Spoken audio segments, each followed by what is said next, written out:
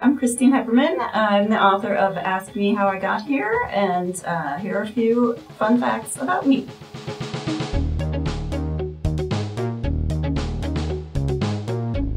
I'm from a background of Missouri farmers who generally, we don't have a lot of scandals in our background, but a couple of years ago a family member was doing some genealogy and realized that we actually have a serial killer in our family, by marriage, not by blood. Her name was Emma Heppermann, and she was known as the potato soup killer. She had 7 husbands altogether, and the last husband and last victim was my great uncle Tony, my grandfather's brother. In 6th grade, I was a TV news reporter. I was on a show in Omaha, Nebraska, where I lived called The Kids Scene.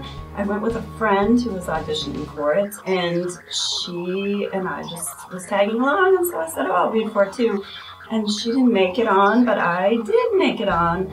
What they didn't know, the people at Kids Scene, was that I had glasses, but I was very vain about wearing them. And so when I showed up for my first story, which was in the Kids Scene kitchen, I was doing a recipe. I was supposed to read the teleprompter, but I couldn't see the teleprompter, and they kept getting it closer and closer and closer, and pretty soon I just had to memorize everything.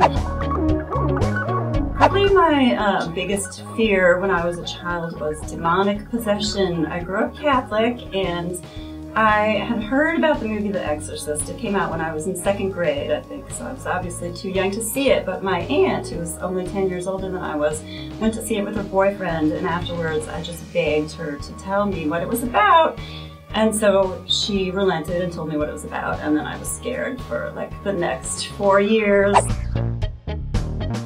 I know all the words to Meatloaf's Paradise by the Dashboard Lights. I used to listen to the album Bat Out of Hell all the time, and it was probably when I was in, I don't know, 4th or 5th grade that my friends and I would just run around recess singing Paradise by the Dashboard Lights, which, you know, when you think about it, is not an entirely appropriate song to be singing at a Catholic school playground. I lived in Minnesota for 15 years, and I had a volunteer job working at the Raptor Center at the University of Minnesota, which is like a world-renowned hospital for taking in injured hawks and eagles and falcons. I, in fact, ended up getting a peregrine falcon tattoo from that experience because that was my favorite bird to take care of. I used to be a Youper a few years ago. I lived in the Upper Peninsula of Michigan, so when you think of Michigan, most people think of the hand, but above is the Upper Peninsula, which is the bird. And I lived on the Keweenaw Peninsula, which is like the wing of the bird. And when you live in the UP, you're called a Youper, and they say that there are 2 seasons up there. There's July and there's winter. The average snowfall is like 200 inches a year, so if you're really into winter sports, it's a great place to live. I was really into cross-country skiing, but also most of the houses up there have saunas, which, if you're pronouncing it the correct Finnish Youper way, because a lot of the people who live up there are from Finland, and sauna originated in Finland, so it's called sauna. So you take a sauna and you go in the sauna and you get all hot, and then you run outside and roll in the snow to cool off, or you jump in the lake and then come back in and resume the process.